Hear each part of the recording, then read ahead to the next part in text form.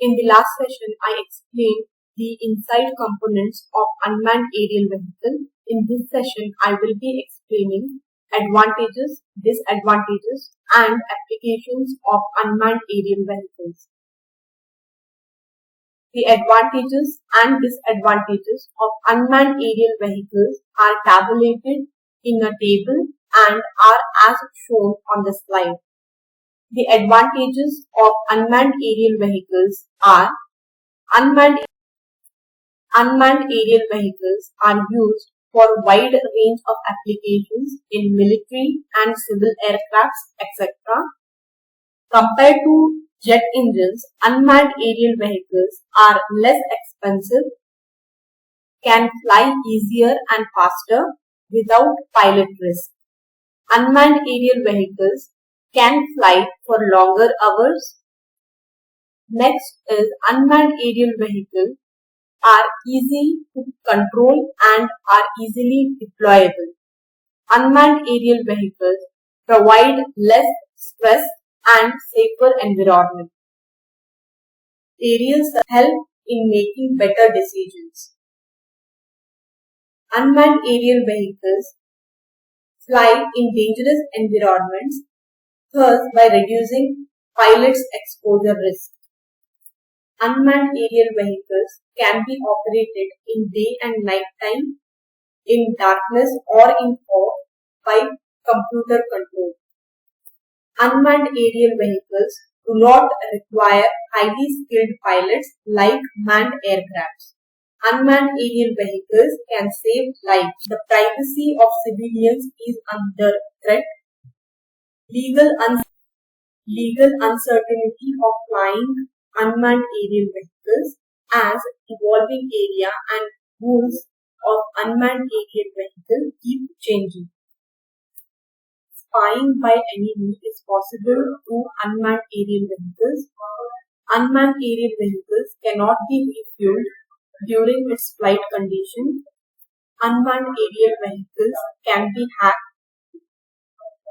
Unmanned aerial vehicles are weather dependent.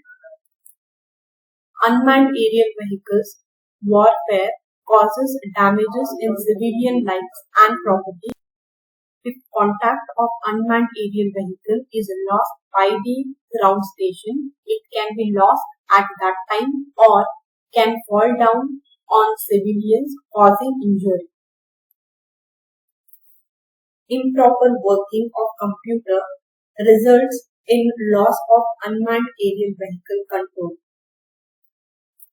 Any human mistake in the remote control can cause crash of unmanned aerial vehicle. Next, we shall see the applications of unmanned aerial vehicles. Here, I will be dealing with applications of unmanned aerial vehicle in various sectors like defense, agriculture, energy, healthcare, weather forecasting, humanitarian and disaster relief, and applications of drones in space, underwater and on land. First, we shall see how unmanned aerial vehicles or drones are used in defense sector. Drones provide strong evidence to the military officials by providing monitoring suspicious and illegal activities. Drones are used to monitor security threats during battles, public gatherings, events, etc. Military drones are also used for surveillance, offensive operations and by ground forces on regular basis. Next is agriculture sector. Agricultural workers use drones to collect data, to automate unnecessary processes and to improve efficiency. Drones help farmers for better prediction of harvesting, cultivation of crops, to pollinate flowers, etc. Drones with thermal sensors can be used for oil and gas inspection and to detect leaks faster than the human inspection. Drones are also used to find out offshore risks pipeline assessment, and to identify new drill sites. Healthcare sector.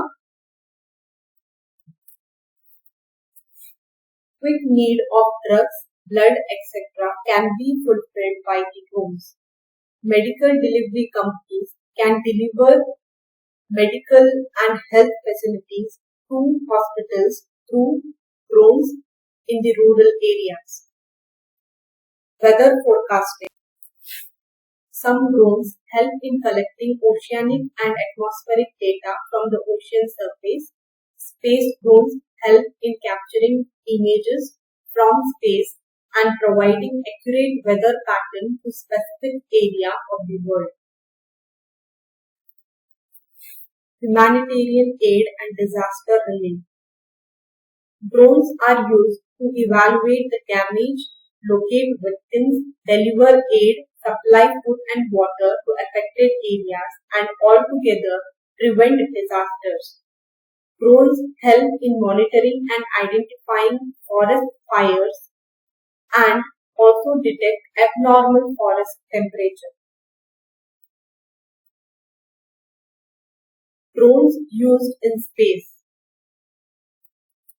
NASA has launched telescope drones that helps their scientists to detect new astronomical bodies and events outside the solar system. Planetary drones help in exploring the atmosphere, surface, and chemical composition of planets in studying comets, asteroids, and space exploration. Drones used underwater. Drones provide guidance for marine scientists to explore new aquatic creatures and for conducting search and rescue operations, for finding out human bodies who are lost or trapped in the sea. In order to observe the behavior, survival, and relationship of sea animals with other sea creatures under the sea, marine biologists attach small drones to the body of sea animals and observe through monitoring systems. Drones used on land. Aerial drones help to undergo search and rescue operations of human beings in remote areas and place them in safe area and provide nearby healthcare facilities. Drones are used for generating maps in order to determine changes in terrain, coastal lines, etc. Next, we shall have a look on summary of this course. From this course, we learned that an unmanned aerial vehicle is defined as powered aerial vehicle that does not carry any human factor as it is remotely piloted. Unmanned aerial system includes unmanned aerial vehicle, ground control station, communication unit, data links, etc. We learned based on range, unmanned aerial vehicles are classified as high altitude long endurance unmanned aerial vehicles, medium altitude long endurance unmanned aerial vehicle, tactical unmanned aerial vehicle, long range unmanned aerial vehicle, mini unmanned aerial vehicle, micro unmanned aerial vehicle, and nano unmanned aerial vehicle. Then we learned the functional structure of unmanned aerial vehicle, which consists of payload, air vehicle, navigation system, launch equipment, recovery equipment, retrieval equipment, communication, interfaces, support system, and transportation. Then we learned the inside components of unmanned aerial vehicles, consisting of battery, electronic speed controller, global positioning satellite system, brushless motors, flight controller, and cameras, etc. From this course, we learned that unmanned aerial vehicles are used in various fields such as defense sector, agriculture sector, energy sector, health sector, weather forecasting, humanitarian aid and disaster relief, etc.